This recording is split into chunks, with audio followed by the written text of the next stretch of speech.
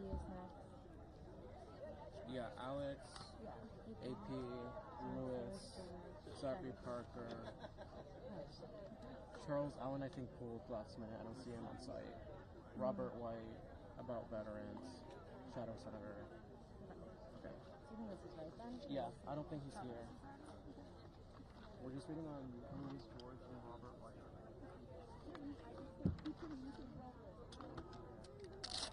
Oh, they have to.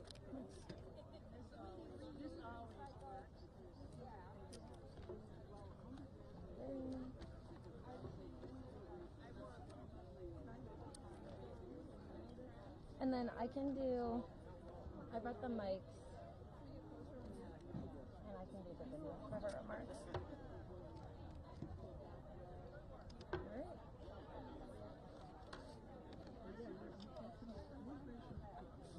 No, it's kind of notice.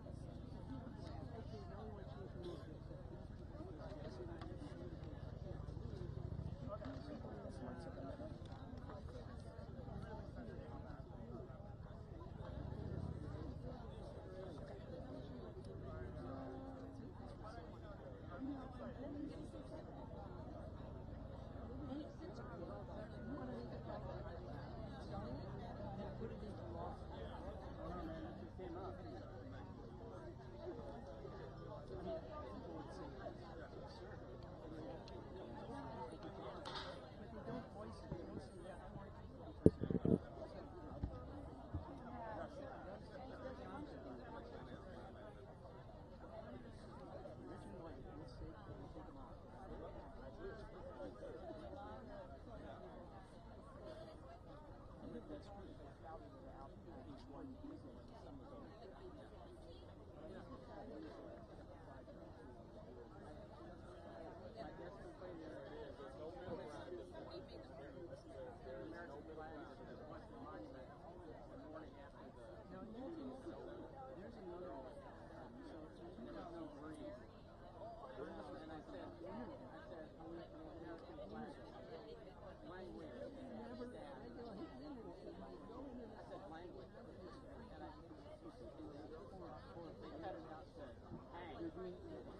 Okay, I'm going to ask everybody to take two big steps to the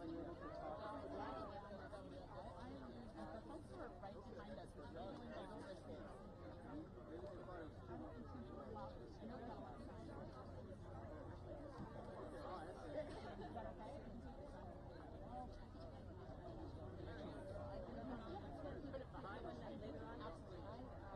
Oh, here. I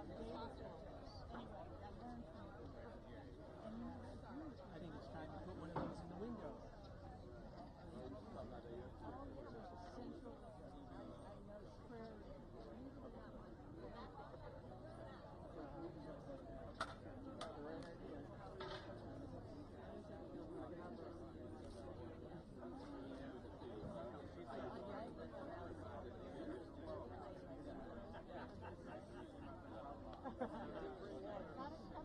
What are you guys going to do in Congress?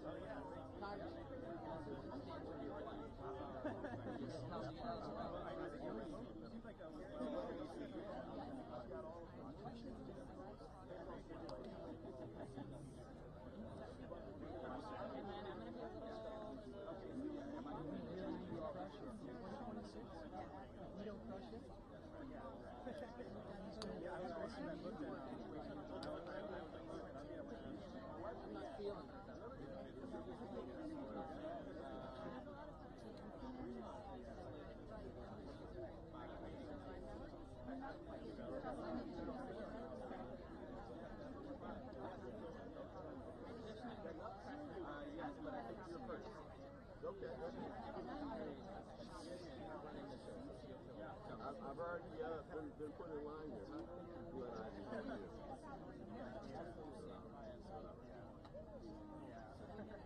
Where were you?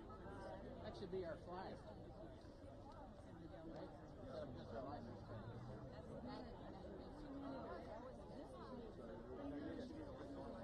You need to hold that thing tight. It's all crumpled up.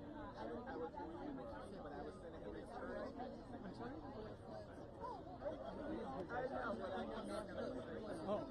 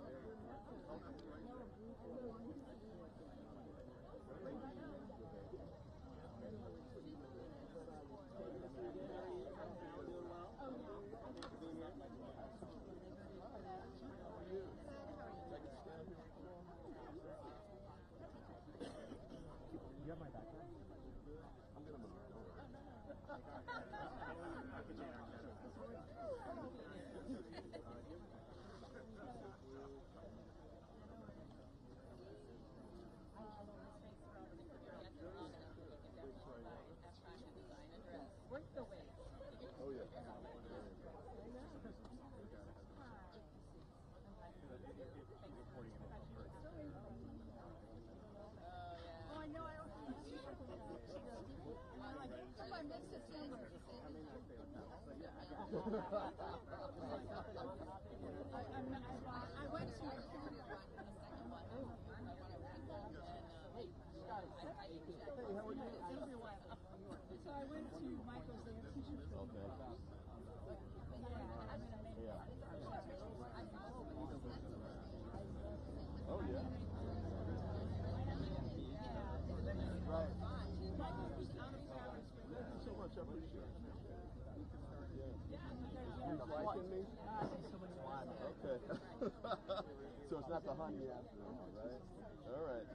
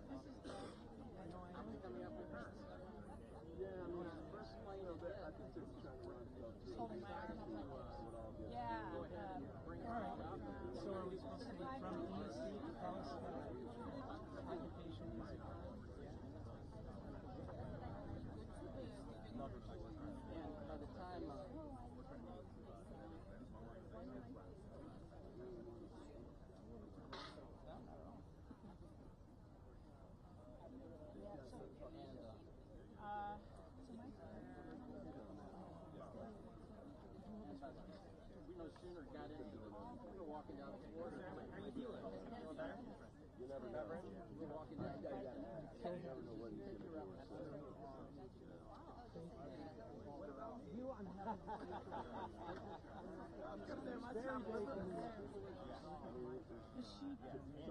I'm very happy to see you.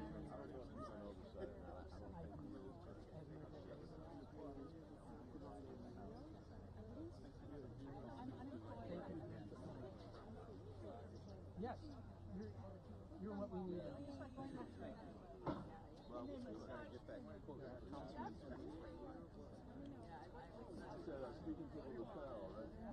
Everybody will get started in just a few minutes. We're waiting for one more of our speakers, and then we'll get started. Just a few minutes.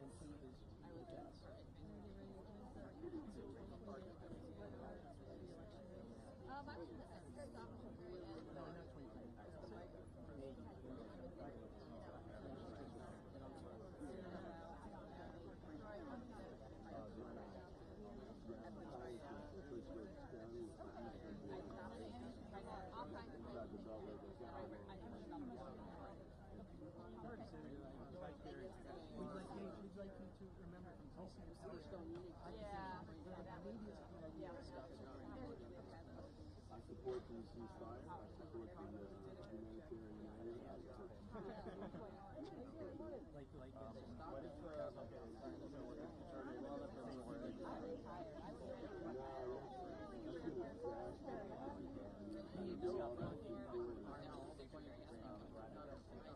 I hear you, but I mean, I think the immediate piece, if I want to stop the killing, is the ceasefire. Those two have to be followed.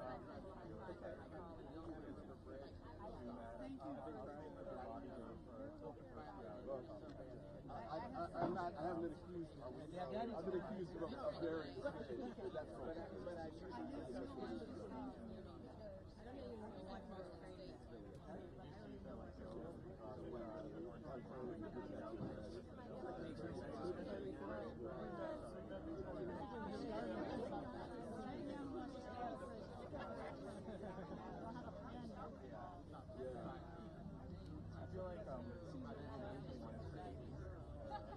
Yeah, I think that's right. It looks like soldiers saying, "Hey, I'm not gonna go in the next war." Without our arms, we would be exploding. This weekend. Well, I think they have a lot more weapons than you realize. Well, they steal from our stash. If we stop sending them today, I think they can keep going.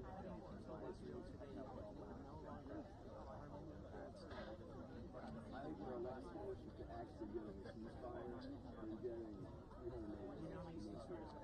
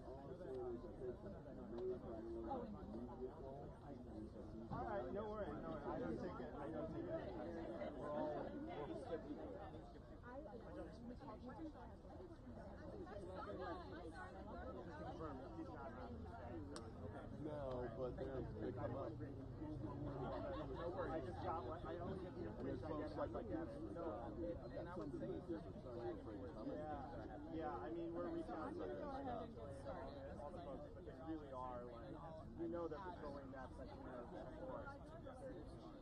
Okay. Just curve around a little bit like this.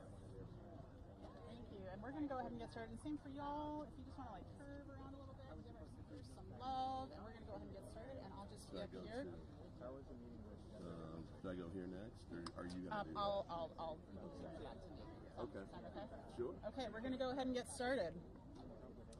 And we're going to start by warming up a little bit. When DC is under attack, what do we do? Stand up like that. When home rule is under attack, what do we do? Stand up like that. When our communities are under attack, what do we do? Stand up like that. We rise up and fight back. That's right. Good morning, everyone. My name is Alex Dodds. I am proud to be one of the co-founders and the campaign director of Free DC. Can I hear it for Free DC? We are here today to call on Congress to take every action possible to end the occupation of DC by this fascist administration. DC communities, let me speak clearly, do not want this occupation. Is that right? That's right. We do not want to be disappeared in the middle of the night by anonymous masked agents. That's right. No. We do not want soldiers with assault rifles in our neighborhoods. No. We do not want our children to be profiled, harassed, and detained by militarized police. Is that right? That's right. And we do not want the police and prosecutors to violate our basic constitutional rights. This is not safety. What is happening in DC right now is not safety. No one who lives here and is part of our communities understands this as making us safer. We understand what is happening as dangerous. Congress, we need you to oppose this occupation too. Yes. Military forces should not be occupying the capital city. Trump's attempt to seize DC is a clear and urgent threat to our entire American democracy, including the governing power of Congress. To our allies in Congress, ignoring this occupation is dangerous, and we are here today to call on you to take action. We're going to hear today from some of our champions who are working on this issue, both in Congress and the people who are actually elected by DC residents, the 700,000 people who live in DC who do not have representation in Congress, but do have elected leadership who understand our priorities and values. We're going to hear from them today, and to start us off, I'm honored to introduce Congresswoman Ayanna Pressley and Congressman Glenn Ivey. Thank you so much. Good morning. Good morning. Good morning. Well, another day. Another day in the midst of a hostile government takeover, hostile administration, one that is anti-freedom and anti-blackness on steroids. Thank you all for being here today. I'm proud to join Free DC in solidarity. Let me be clear, everyone who calls DC home deserves representation and freedom. This city is home to scholars, to educators, to families, hardworking people. And for too long, they've been denied statehood and the rights and protections it affords. And in this moment, we see the current occupant of the White House, a man who once called for the lynching of the now exonerated Central Park Five. We see this man sending federal troops into this beautiful majority black city. Our DC residents are experiencing whiplash. One moment you've got the National Guard sitting around, looking bored, no clear mission, maybe picking up litter. And then on the next block, you've got tactical teams swooping in to handcuff and kidnap hardworking dads just trying to get to the job site or to get their child to school. When Trump uses these authoritarian tactics in DC, he is signaling and threatening his intent to bring them to communities across our country, including Boston, which I'm proud to represent, and Chicago, the city that raised me. Cities around the country are having to prepare for the unthinkable and unlawful. And the president threatens to send militarized forces into local communities who do not need or want this abuse of power. Let me say that again. No one wants this, Donald. This cruel, lawless administration only cares about power, retaliation, and punishment for those who don't bow down to their right-wing authoritarian agenda. But I'm also here because DC is personal to me. Even before serving as a congresswoman many years ago, I lived and worked in Chocolate City, and now my staff live and work here. My godchildren, 2 young black boys, live here, and they are afraid.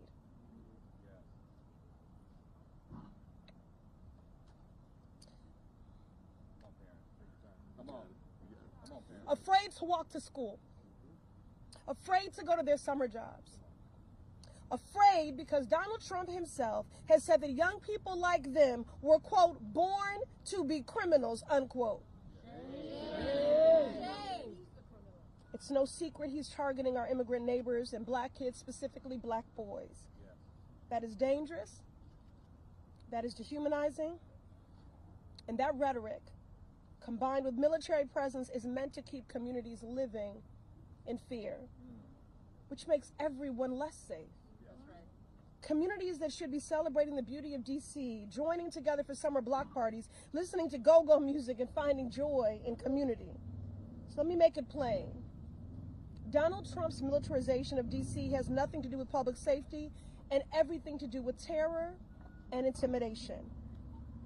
Trump showed us who he was decades ago when he called for the death penalty against 5 black and brown boys accused of a crime they didn't commit. When someone shows you who they are, believe them. So we are here speaking up and fighting back. This extremist march toward authoritarianism is an attack on black and brown folks, a deliberate distraction from Donald Trump's broken promises to lower costs, make housing more affordable, and to protect working people. We cannot ignore the structural racism at the heart of this crisis.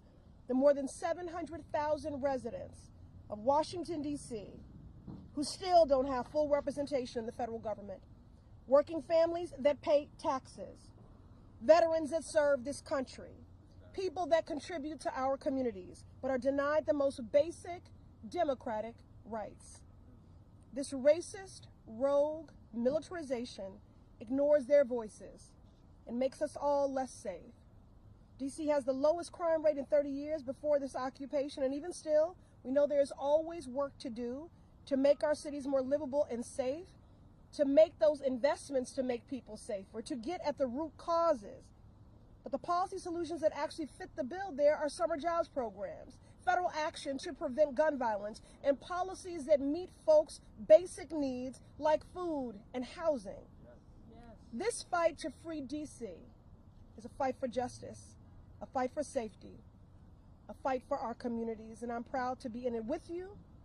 Free DC. Free DC. And I call on my good colleague, Congressman Ivy. Free DC. That's right. Free DC. Free DC. Free DC. Free DC. Free DC. Free DC. Congressman Glenn Ivey. Let's hear it for Ayanna Pressley. Outstanding, outstanding. She's been doing fantastic work here in the Congress. Thank you to Free DC for being out here today and fighting this great fight. You know, it's kind of ironic. Here we are arguing about defeating the National Guard coming to Washington, but I can remember not that long ago on January 6th, when they were attacking this building, trying to break in, and did break in. 5 police officers died, hundreds of people were injured. They were running around. Remember they had a noose out here for Pence? Remember that? Broke in, said, hey, Nancy, where are you? Remember that? Right. They got convicted, 1,500 convictions.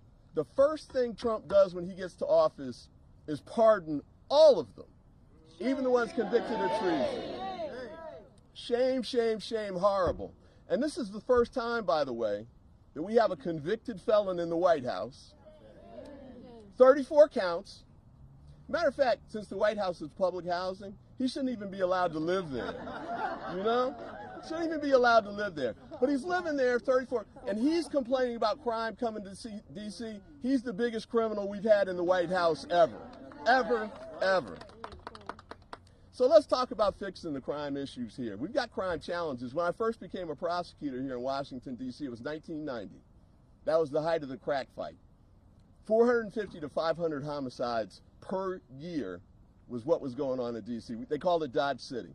We fought against that.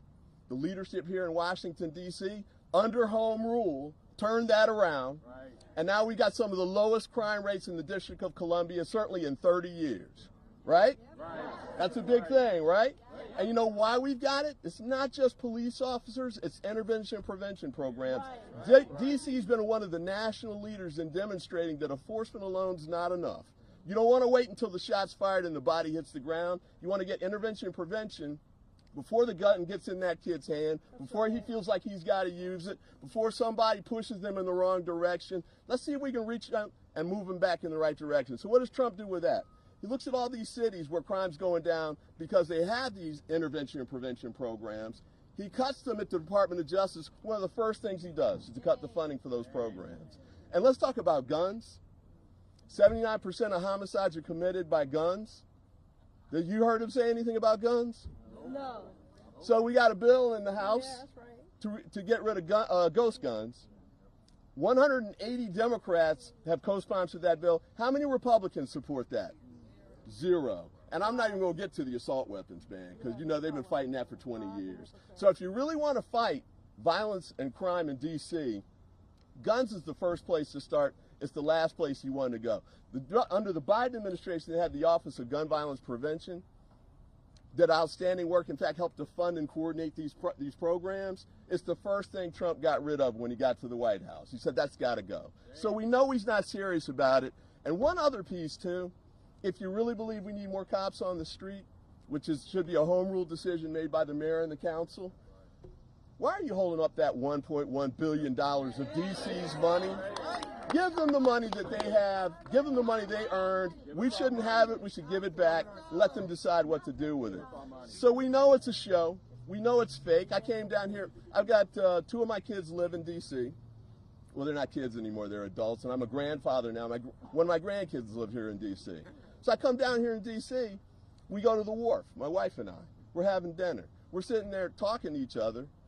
And this group of camo guys, with the M4 assault weapons walking down the wharf. And we're sitting there, maybe an hour and a half.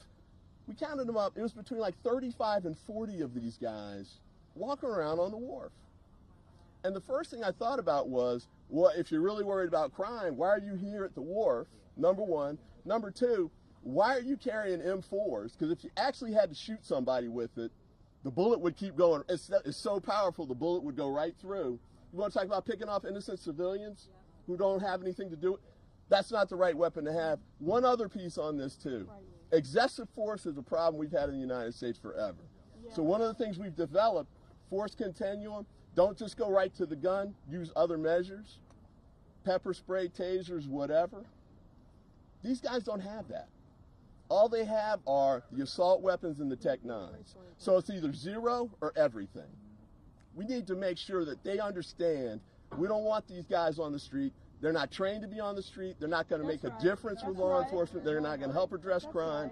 In fact, they're making the problems worse. So I appreciate you all being here today. We got to make sure we keep fighting, not just on this issue, but for home rule overall. Not just on home rule, but making sure you get that $1.1 billion back.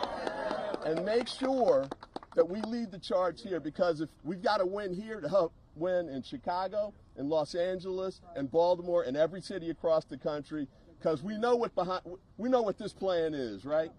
We need to stop it here and do everything we can. So thanks so much. Keep up the great work. We're with you.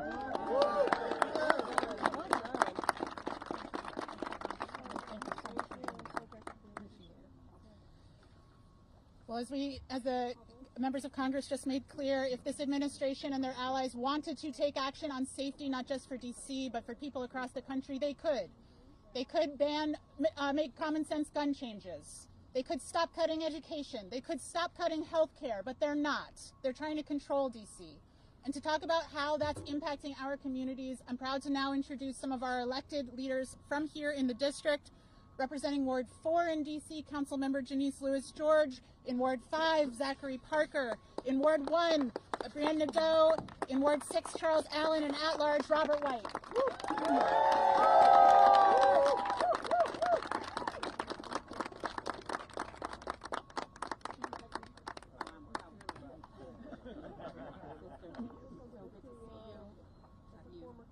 Thank you. I love you. When I say hands off, you say DC. Hands off. DC. Hands off. DC. Hands off. DC. Hands off. DC. Good morning. My name is Janice Lewis-George. I am a third-generation Washingtonian, proud to be from this city and proud to fight for this city with everything that I have as a Ward 4 council member. This city is a beautiful city. We welcome people. We are a sanctuary city, and we will remain a sanctuary city. We love every facet of our community, no matter your background, no matter your religion. We love you. We embrace you, and that is what has made and always will make DC a great city. I gotta tell you, what is happening on the ground as a leader right now is devastating to our community. It is devastating. It is unacceptable. It is cruel. And it has no place in this city or no place in this country. It is heartbreaking right now. Every morning, even this morning, I got a text message about federal agents being around our schools, in and around our schools. I want you to imagine being a young child, walking to school with your father, your mother, your grandmother. And I want you to imagine then you being swarmed with federal law enforcement, with people with masks on, with guns, coming around and taking your mother, taking your father, taking your grandparent. I want you to imagine you as a child and what that would feel like, look like, how that experience would impact you. And I want you to feel that and know that and understand that that is what is happening to our children in our community, to their parents, to their educators, to their families. The Republican Party is supposed to be a party of families, yet you are here destroying families here in the District of Columbia. That is what is happening. This is supposed to be a place of the American dream where you can earn a living and protect your families. On the ground right now, what I'm experiencing, neighbors calling, letting me know across the street where our child care workers who are taking care of our most precious children are being approached while caretaking for our children. Being approached by ICE agents and federal agents with masks. Imagine the horror and fear for our vulnerable children. Imagine them being your children. Right. Imagine them being your children and your child care workers being approached and taken. That is what is happening in our community. I want you to imagine the people who are here earning a living. Drivers who are dropping off food, keeping this country and city running. Right. I know you ordered some food in the last week or so. I want you to imagine that the person who dropped that food off is now swarmed. This is what we witnessed and have seen by unmarked vehicles, federal agents hopping out, demanding them get out the car and taking their cars away. That is what is happening in our neighborhoods and communities. The place of the American dream, you are killing it with your actions. That is what is happening in our neighborhoods and our communities. Families being destroyed, our neighbors being kidnapped, racial discrimination like we have seen like no other. Where is the Constitution? Where are our constitutional rights? They are not being respected at all. That is what is happening in our neighborhood and community. And not a single person should believe that this is okay in any way. This is the nation's capital. This is ground zero. And if we don't fight here, we are allowing this to spread across this country. This is not just as DC's fight. This is America's fight. And we need all of you in it with us. That is the reality.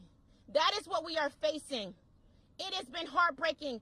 It has been devastating. It has been gut-wrenching. But I can tell you, as a daughter of the district, the one thing about DC residents, we don't step down. We stand up and we fight back. And that is what we are going to continue to do. I'm so grateful for our partners in Congress for standing with us. Continue to fight with us. They have already said they are introducing about 15 legislations that will impact DC's autonomy. We are asking you all to stand with us in Congress, and we are grateful for you standing with us. If Trump wants to support the district, he could give us back our $1.1 billion. He could fund education. He can fund transportation and environment infrastructure projects that have been gutted. He can support our federal workers that he has gutted and taken out of their jobs.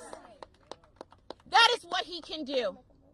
But again, this is not about safety, right? We know that crime is down and trending down in the district. This is about control. This is about cruelty. This is about expanding a fascist dream across this country and breaking the democracy that we have all fought for. So my message is clear to everyone in Congress, in the House and the Senate, to every neighbor of this country. The District of Columbia is asking you to stand with us throughout this, because this is not our fight. This is America's fight. Thank you so much. Thank you for everything. And when I say free, you say DC. Free. DC. Free. DC. Free. DC. Thank you. God bless you. We need our mayor to say these. Good morning, DC. All right, that's a hard act to follow, but I am Councilmember Zachary Parker. I represent Ward 5 on the DC Council, and I stand here united with my fellow elected officials, our fearless congressional leaders, and Free DC. I'm proud to be here with you, and we need to be clear-eyed about what this moment represents. I've said from the beginning, we need to reframe this moment. It's not about crime, as we've already talked about. It's about power and control. It's about a wannabe authoritarian figure pushing the bounds of democracy. It's about protecting DC. It's about protecting home rule. It's about protecting our country.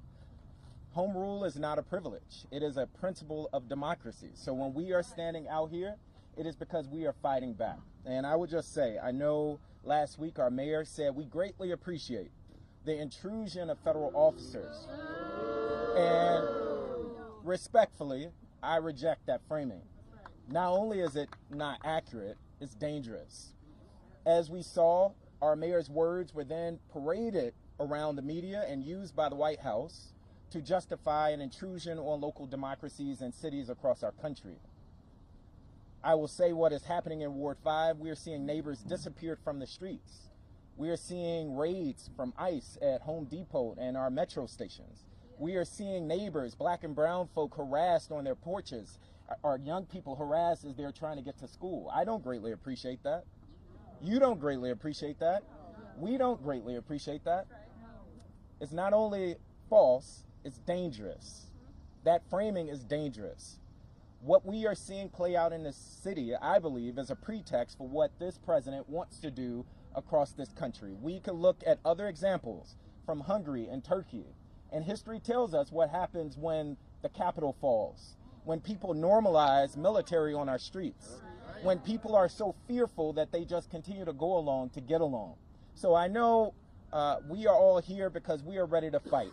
And so in the immediate sense, we are fighting so that there's an immediate withdrawal from troops from our city. We're fighting so there's an immediate end to this manufactured emergency. We're fighting for the $1.1 billion that DC is owed. We're fighting for home rule.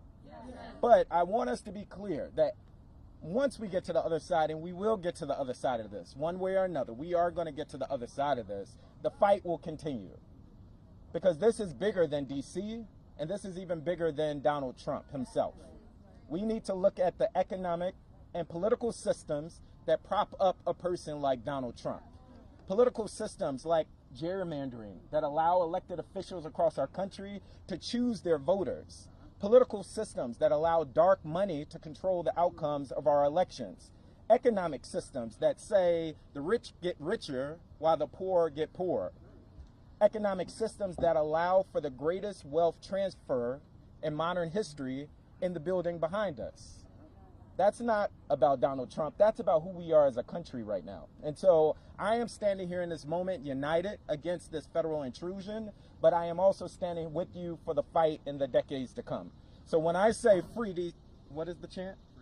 Free. Again, it's a hard act to follow. But when I say free, you say DC free. DC. Free. DC. Free. DC. Thank you.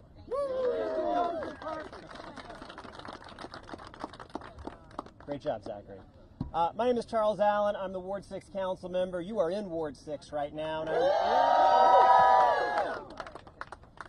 I am fired up and fighting back because what we are seeing happen on the streets of our city right now, it is unjust. Yes. It is unwelcome. Yes. It is unnecessary. Yes. It is unwarranted. Yes. And it is downright un-American what we are seeing in our city. From day one, we said this actually wasn't about DC. This is about power and control by Trump, by his friends, across all of our country. And we are seeing that. This isn't just about DC because he's already said what he wants to do, and when we hear the guy say what he wants to do, believe him. Right. He has said he wants to go into New York, and into Chicago, into LA, Memphis. Now he said last night he wants to go to New Orleans. Are you seeing a trend of what he's doing?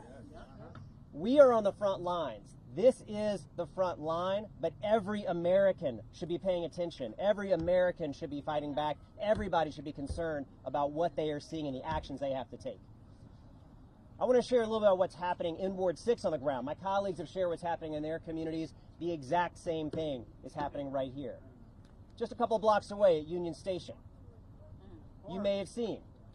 Last night, Amtrak, Federal Police, and National Guard decided that anybody that's a kid can't come into Union Station. They decided to post and close the doors of a public building to say kids can't come in. I've got a 14-year-old daughter. She doesn't carry ID on her. And they're checking IDs of kids. We are talking about young people who use our metro system, who use transit to get to school, and now they are afraid to even show up to school. Shameful. Lincoln Park, a few blocks away. On any given Friday night, you will find 500, 600, 700 neighbors just gathering as families, gathering in neighbors out in this space. What did we have last Friday night? 4 armed National Guards with assault rifles walking through, and what happened? Everybody went home. They're scaring people out of our public spaces and out of our communities.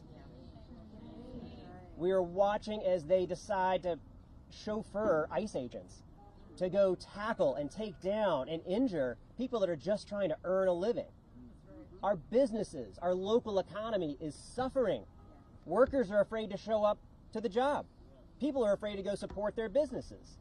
I haven't found a single business who's raised their hand and said, you know what, this has been great for me. Everybody is hurting. And maybe that's part of their plan, is to just hurt the district over and over and over again. They have fired thousands and thousands of my neighbors from their jobs. They are driving people away from businesses. They are hurting our business owners. They do not want National Guard standing in their doorway. Our businesses are hurting. Our local economy is hurting. Our workers are hurting. Our families are hurting. Our students are hurting. So I am deeply grateful that Congresswoman Pressley, Congressman Ivey were here because they've got our back. Woo! Several of us met yesterday with Leader Jeffries, and he committed he's got our back. We need everybody in Congress to understand what is at stake. This emergency, this made-up emergency, has to end. The National Guard have got to go. Federal agents have got to go. And let the city get back to running the way that we do, with an accountable, elected mayor and council and attorney general who you get to hold accountable for their decisions, their actions, and their words. That's how we've made the progress over the last several years. That's how we will continue to make that happen. So, Zachary, I'm not going to mess it up. When I say free, you say DC. Free? DC! Free? DC! Free? DC! Thank you, everybody. Good morning, everybody. I'm Ward 1 Councilmember Brianne Nadeau. As you know, Ward 1, thank you. Ward 1 is the heart of our immigrant community. Residents, businesses, visitors, and we are very proud of that. And because of that, we are being targeted and we are under siege. Every morning, I wake up to alerts from neighbors about sightings of ICE and other federal law enforcement in our community, and I continue getting those alerts all day and into the evening. In fact, I got another one while we were standing here just a moment ago. Let me say this. Here's what's going on with parents right now. Parents are getting up in the morning and getting ready for work. Parents are louder? Okay. Parents are getting up in the morning and getting ready for work. Then they're getting their kids ready for school. Then they're dropping their kids off, and then they're going on patrol. Thanks to organizations like Free DC, our parents are organized and they're protecting our community, and it is tremendous. But it shouldn't have to happen. The District of Columbia is better prepared than almost any jurisdiction to fight back against something like this, because we constantly have to fight for our most basic rights, and it's not fair, but it's who we are and it's what we do every day. And we will not take this sitting down, no matter what our mayor says. Okay. Here's what I want to say to Congress, because my residents are scared. My business owners are afraid to speak up because they're worried what will happen to their residents. Our workers don't want to go to work, but they have to, because who else is going to pay their bills? This is not a choice. Everybody has to live their lives here, but they're doing so at great risk. So my message is to Congress is, you handle your business and we'll handle ours. Because last I checked, we were pretty good at handling our business, and you all have some work to do. And I say to our allies in Congress, we need you to stand up, we need you to be bold, we need you to use the filibuster to keep us safe, because you're all we have right now in the federal government. So thank you to the Democrats who joined us today. Thank you to Free DC. Thank you to all my colleagues and all the residents who are standing up together. When I say free, you say DC. Free! DC! Free! DC!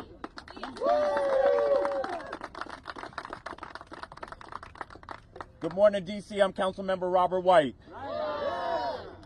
We are living through a pandemic of fear. It is not a freak accident of nature. This is intended. It is not unstoppable, because we can stop it, but only if we are honest about what's happening. This is not a time to bury our heads in the sand. It's not a time to cower in fear. It's not a time to focus on the few things that we disagree about. It's time to talk about what's happening, to come together and say that saving our city and saving our democracy is more important than a couple of things that we can argue about tomorrow, because today we have got to save democracy in DC. Yes, sir. I was late this morning because I had to double back after getting a text about ICE agents swarming around an elementary school. I show up to see the assistant principal outside, teachers on the corner, and scared-looking parents dropping off their kids. I got a text yesterday from a teacher who asked me if it was normal that a father was being detained and his car was being taken as he was taking his daughter to school. A mother of a little brown girl told me earlier this week that on their way to a soccer game, her little brown girl had to ask Mom, why are these soldiers with guns standing outside the game? And I am raising 2 little black girls who know what is for them and what is not for them. They don't see these military units. They don't see these officers here to protect them because they are not here to protect them. They are here to catch them, to condemn them, to take away their rights that their forefathers and foremothers fought so hard for. They're here to push back democracy. They're here to tell them that they are less than so that other people can feel like they are more than. They are here to take our city, not to support safety, but to go against home rule. That is not the world and the reality that I'm going to leave my little girls or any of these children to. None of us thought that we would see a time like this, but this is the time that we are in. And at some point, the history will be written, and we're going to have to look at these children and say where we were on the side of that fight. We will have to justify what we did and did not do. So I'm not prepared to say that I capitulated. I'm not prepared to say that I cowered. I'm not prepared to say that I went along to get along. I'm prepared to say that I led the best way that I knew how. That I encourage our council and our Congress and our mayor and our attorney general to stand together, but not in fear, not in compliance, but against an authoritarian takeover of our city and our country.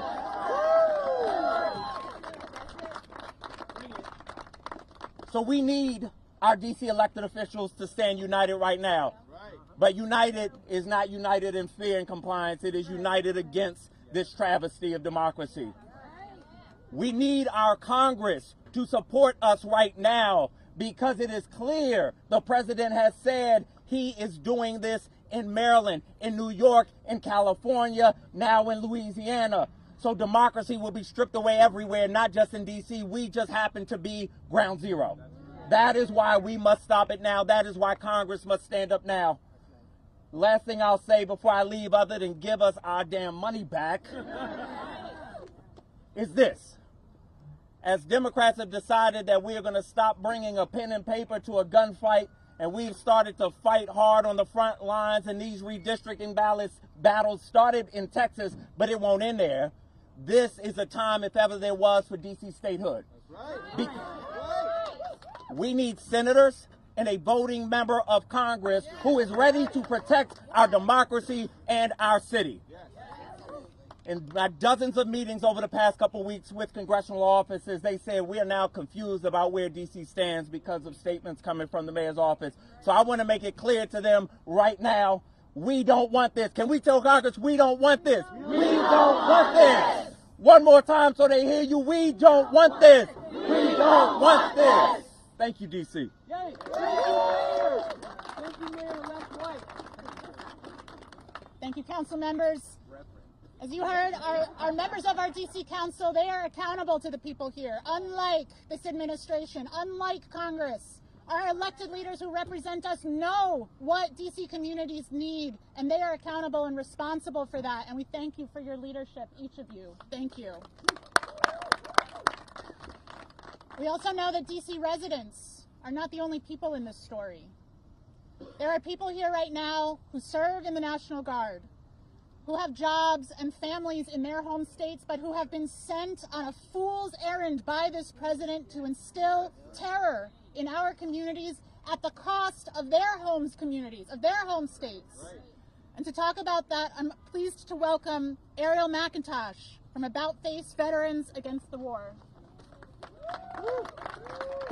That's a tough act to follow, but I'll try. Good morning. Again, my name is Ariel McIntosh. I am a U.S. Navy veteran, a member of About Face Veterans Against the War, and a proud Baltimorean. I'd like to first address the National Guard members currently deployed on the streets of Washington, D.C. Like many of you, I joined the military as a teen from a working-class family, seeking stability and opportunity. I joined the military to serve my community and my country. I joined for a sense of purpose. But throughout my service, I found myself questioning the reasons behind the orders I was being given. Orders that didn't match my values or the force for good the Navy claimed to be. Orders that didn't seem to make any sense at all. I remember feeling so alone, so powerless, like I was a bad American for having doubts. It wasn't until I found About Face, Veterans Against the War, that I learned there is a whole community of veterans ready to support military service members questioning their mission. A community that knows exactly what it is like to be asked to compromise their own humanity for that mission. To the soldiers and airmen deployed on DC streets today, I need you to know that you are not alone. You have an entire community of veterans and active military standing alongside you, prepared to support you. You have rights, you have options, and you have a duty to stand up for what you know is right. You do not have to stand in silence while Trump orders you to police our most vulnerable communities. I know that this is not what you signed up to do. Let your humanity and your conscience guide you to what you know to be true, and know that we have your back. Now, to Congress.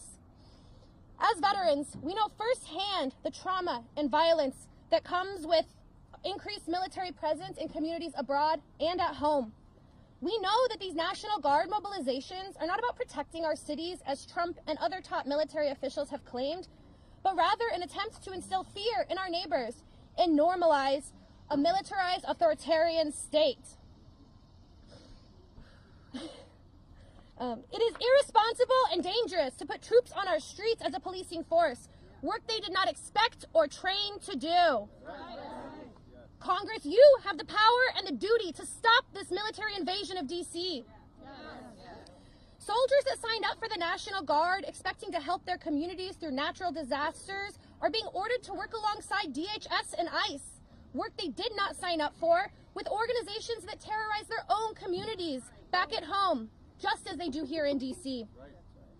They face retaliation for doing the right thing, or a lifetime of moral injury if they engage in the inevitable violence that comes with armed soldiers patrolling our streets. Congress must intervene before it's too late. We've heard members of the National Guard lament, "I have no choice. This is what Trump ordered. It's out of our control." Members of Congress, you have the power to let these soldiers know they are not alone in their concern. As veterans, we call upon you to stand up in defense of our cities, our National Guard members, and the integrity of the country that you also volunteered to serve. Use the power bestowed upon you by the American people to do your job. Refuse to allow this unchecked military aggression and send these troops home now.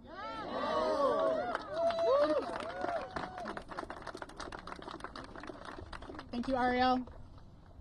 Free DC is not just here today to deliver these messages to the press and to our allies who are watching. We're here to deliver these messages directly to Congress. Our Free DC community is going to now make hundreds of office visits today to deliver letters and to deliver our demands directly to Congress. We're proud to do that in partnership with one of our members of our congressional delegation who does not have voting power in Congress, but who's been a wonderful advocate and ally in our fight to track the multiple dozens of attacks that this Congress has been levying against the District of Columbia. To talk a little bit about what we are asking for today as we visit members of Congress, I'm proud to introduce Shadow Senator Ankit Jain. Thank you to Alex and everyone who's here today, and especially thank you to our council members for fighting for DC. So I want to talk about why we're here today and what we're going to be doing on Capitol Hill. This is the next phase in the national GOP's attack on Washington, D.C. Because it was never about crime. It was always about power and control and using D.C. as a testing ground for their far-right agenda across the country. Right. And so they started with controlling enforcement of our laws. They're trying to make it so the president decides how our laws get enforced, what gets enforced in Washington, D.C. Now they are moving on to changing our laws entirely. You all might have heard, we've mentioned it, there are 14 bills that the Republicans are going to be running through the House Oversight Committee in the coming days to weeks. And I want to make it abundantly clear here today, as Councilmember White did as well, every single elected official in Washington, D.C. opposes these anti-DC bills. I just want to say it again, just so we're 100% clear. Every single elected official in Washington, D.C. opposes these anti-DC congressional bills. So what we're asking for today is for all of Congress, but especially congressional Democrats, to vote down every single one of these anti-DC bills. And not just out of charity for the people of DC, but as a necessary act of protection for their own constituents. Because this is not stopping in Washington, D.C. If he succeeds in remaking D.C. in the president's image, they are coming for Chicago next. They're coming for Phoenix. They're coming for Detroit. They're coming for Philadelphia. They're coming for New York City. And so we need to stop them here before they can go on and remake this agenda in the rest of the country. And I just want to mention a few of these. I mean, there's a lot of crazy stuff going on in Congress right now, but I just want to mention a few of them right now. So there is a bill that would remove, unelect our elected attorney general and make that Trump's puppet. Make our attorney, and so we say no to that bill. There is a bill that would prohibit DC from passing emergency legislation. I know this sounds a little bit wonky, right?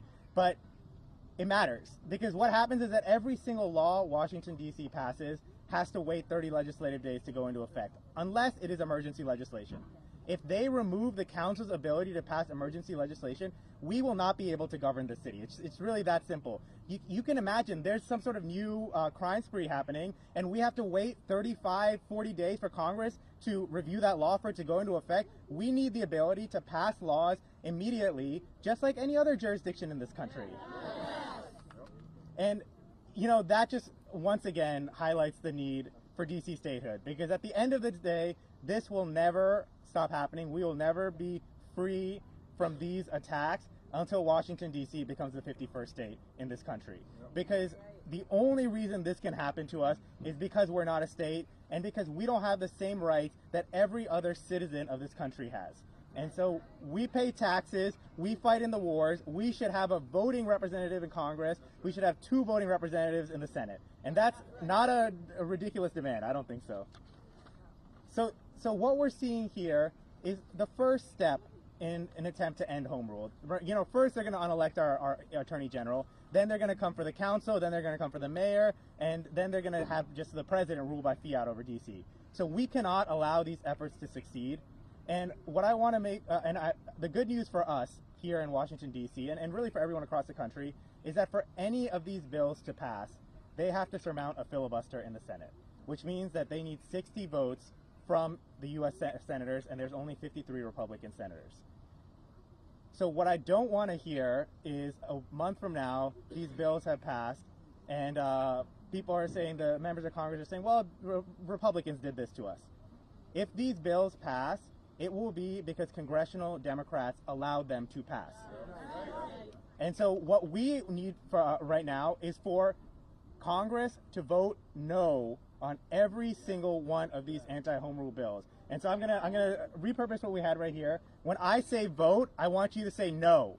Vote. No. Vote. No. Vote. No. Thank you very much. Thank you, Senator Jane.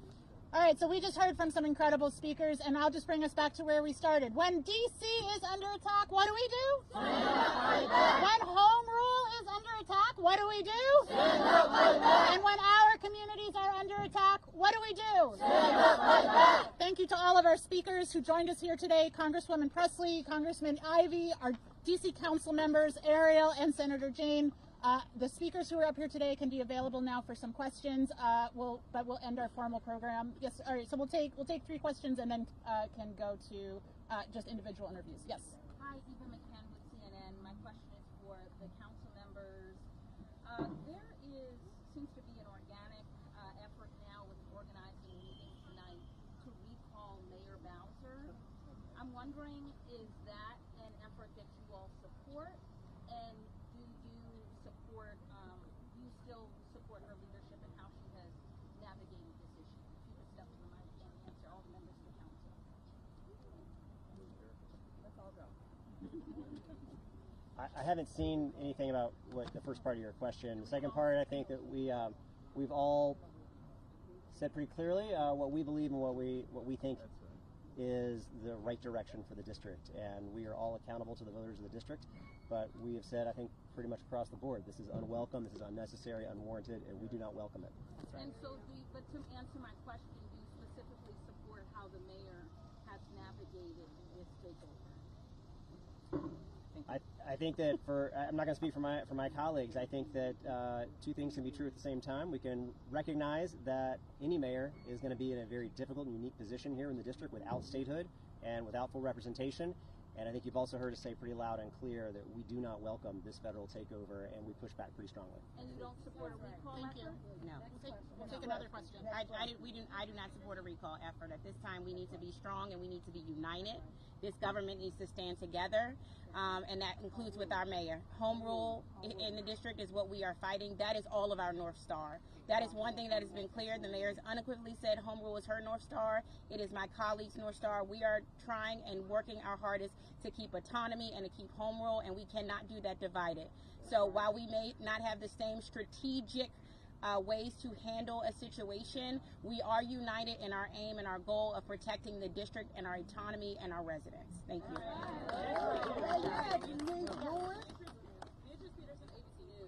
Earlier in the week, Congressman Jamie Raskin said that he's trying to get support from Republicans, specifically libertarians and some people who may not agree with the ongoing federal surge. Have you guys had any inroads with Republicans? Have you guys reached out? Have you guys heard from any Republicans? Go ahead. I've met with several Republican offices. Some it's been clear whatever the president says they're going to believe. But I believe there's still some Republicans who believe we shouldn't be taking money from national defense to put a guard in D.C. There are Republicans still who don't believe in a big federal government, so they should not like this increased presence in Washington, D.C. And there are some who just believe in the basic dignity of law and won't support. So I don't realistically suspect we will have a lot of Republicans, but I think there's still a few true Republicans left that will support us. Thank you. Last question, Gary. When some of you met with Representative Jeffries, did he actually indicate that the Senate and that he would be helping to push the Senate to filibuster? As you said, you can't pass a bill unless people acquiesce. So did he actually indicate whether he will be trying to get his colleagues to support filibuster? Not all of us were at that meeting, but for those of us that were, it was a really great meeting. We appreciate Leader Jeffries taking the time. It was a really great conversation. He committed that he is going to help whip votes to support D.C., to push back on this, and he was going to be reaching out to his Senate colleagues. But we're not just relying on that. The council, the district across the board is also reaching out to senators to help carry that message forward. And as you heard, Free D.C. is making hundreds of visits today alone. So we're not going to leave any stone unturned, and we're going to continue to push on both House and Senate.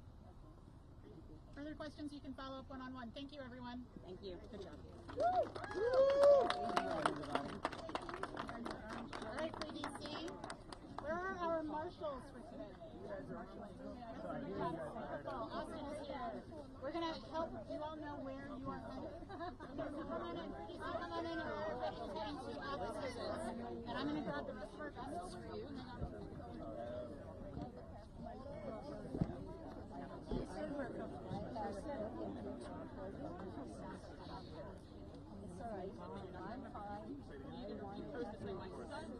Editorial.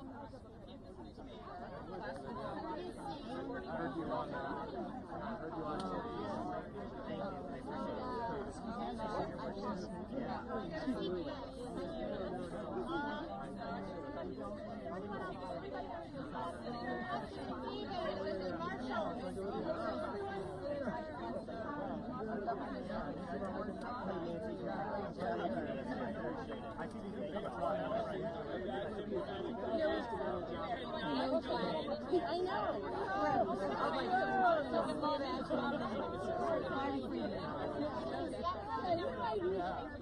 Are you going over? I'm going to do some lobbying.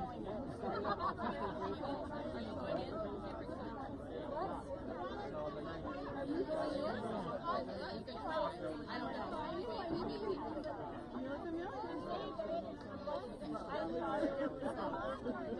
You're